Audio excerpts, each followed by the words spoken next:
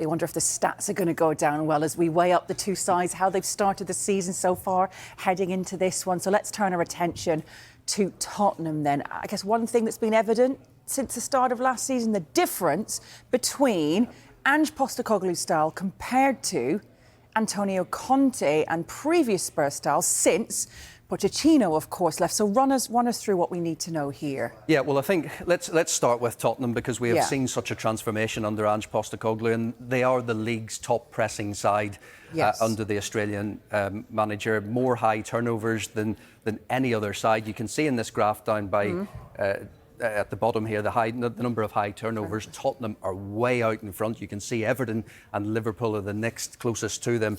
And then if you look at the top of the graph, only Manchester City have won the ball back higher up the pitch. It's a metric called average starting distance. So in other words, Spurs typically on average win the ball back around 46 metres from their own goal. And if we move this on to the next graphic, this will show you the Postecoglou effect in that sense, because before him, when you think back to times under Antonio Conte and Jose Mourinho and other managers, Tottenham were on average winning the ball back around 40 metres from their own goal. So they have extended that by 6 metres. That is a lot. So they are winning the ball back much higher up the pitch with the number of high turnovers, and that is evident in their play. We know it can be chaotic at times, especially when they lose the ball, but certainly from an attacking sense, they do not give the defenders and opposition teams a moment's rest. Yeah, so in turn, I guess what you're saying, I mean, they're quicker to win the ball back, aren't they,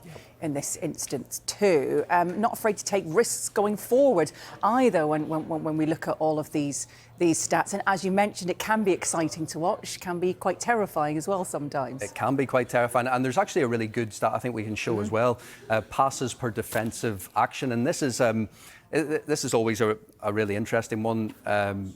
We'll have a look at this. And so you can see Tottenham and Arsenal are actually right at the top of this list of all the Premier League clubs.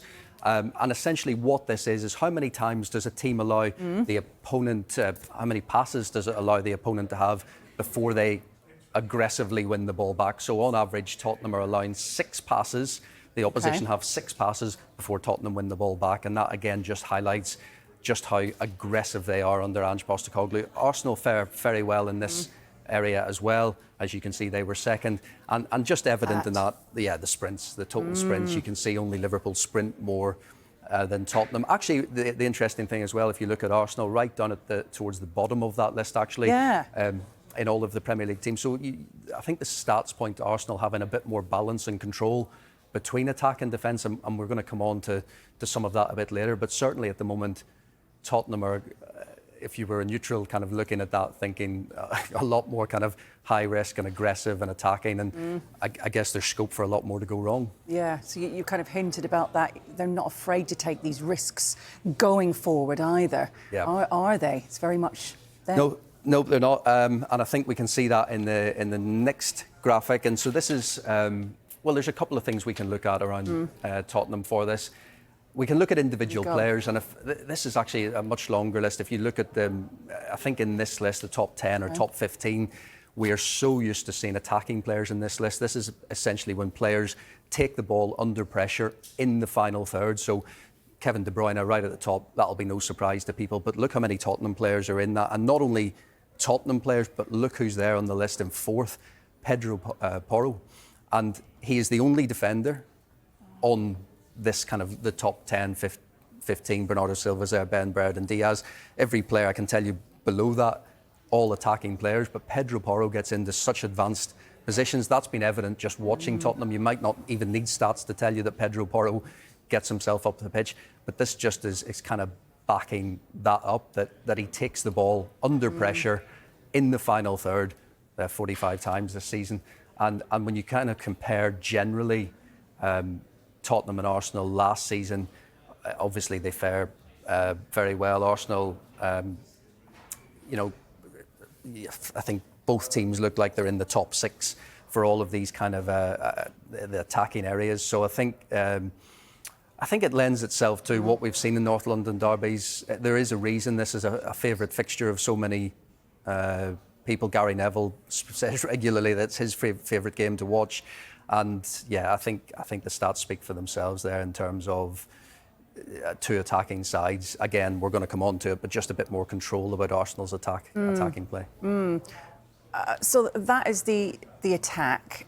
I mean, it does leave them a little bit vulnerable at the back at times, though, doesn't it? And that's when it becomes a little bit worrying. Yeah, well, this is interesting, actually, because Tottenham are more vulnerable, and I think nothing shows it better than this graphic of all the Premier League teams. And what this is, and I guess Manchester United struggled with this badly last season, when the ball is turned over, these are the transitions that reach their own final third, and Manchester United were vulnerable to that last season. You can see Brentford, Wolves, Newcastle as well.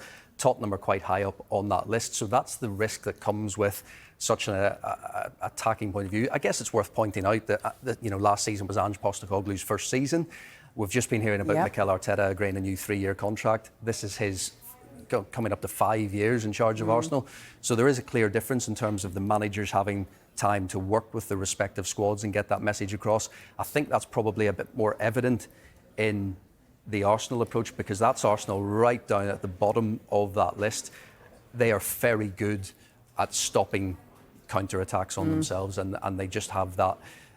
But of course, and I think we're going to come on to the difference this time for the North London derby.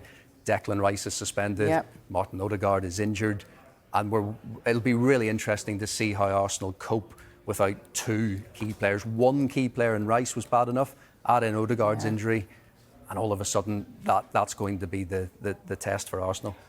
Yeah, and I think in particular with the fact that it's hugely affected across midfield, doesn't it? And having a look at defensive comparisons, obviously things will be very different heading into this weekend. Almost kind of don't know who's going to play where and fill in for who. But take us through this then.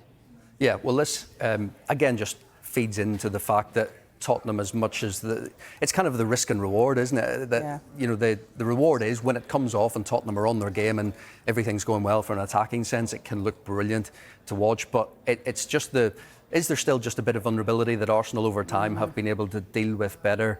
And you can see Arsenal fare very well defensively. We all know that from last season. Goals conceded, they were top ranked. Expected goals conceded, proving it's not luck. In that they didn't give up these big chances.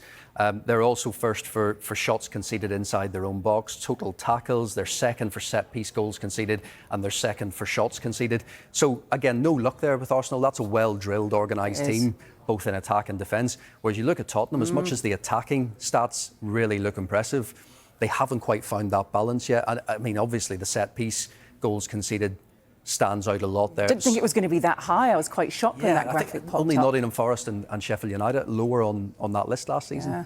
And I know that was an area that Ange Postecoglou didn't necessarily like to talk about. And it was a feature in this game last season when you think Arsenal scored from corners. And not only scored from corners, but if you think of the Saka goal, there was that space on the counter-attack for Arsenal. So it was all of these things were a key theme of last season's North London derby at the Tottenham Stadium. So that is the one that stands out. Expected goals also 14th, and that is, a lot of people might roll their eyes at expected goals, but it is a metric that a lot of the top coaches do value, because it's a bit more of the science behind it and giving up the big chances. And I think Tottenham obviously just need to, and maybe with time we will see this, just strike that balance a lot more. But we know Ange Postecoglou has been, he's been fairly, he just doesn't want to change the way he plays. And when it comes off, it does work. It does look impressive. Stubborn might be the word. I'll say it, not you. Maybe. But it's one of those that I think they clearly, if they improve on those stats and can constantly improve that side of the game, do they then become more of a force, more of a consistent force? Yeah, we'll see. Who we aren't going to see, Declan Rice, how much of a loss is he going to be? I do want to ask you about him, of course. That is a loss. It is a loss for them. He's been such a key signing, such a key part of their team. Yeah. You can see here, this is the pass completion under pressure, and so Declan Rice completes just over 97% of the passes he receives under pressure.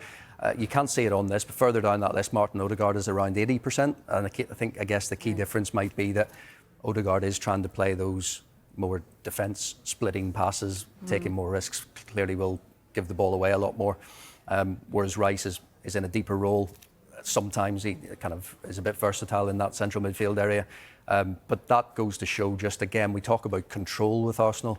Declan Rice is somebody who can bring that into this Arsenal team. So I think it's why losing him and him alone is bad, but to have him and Odegaard together, that is just an interesting little twist into this game, especially at a time when Arsenal have to play both Tottenham and Manchester City in their next 2 league games, off the back of dropping points against Brighton. And we mentioned Odegaard. I think this graphic says it all. You can see that he is just way out in front in terms of successful passes into the penalty area. So he is clearly trying a lot more of those ambitious passes, but he is somebody that knits that team together and brings it all together for Arsenal. But that is a staggering one, because he is way out in front of anyone else in terms of successful passes into the penalty area. So it will be interesting to see how they do without him this weekend.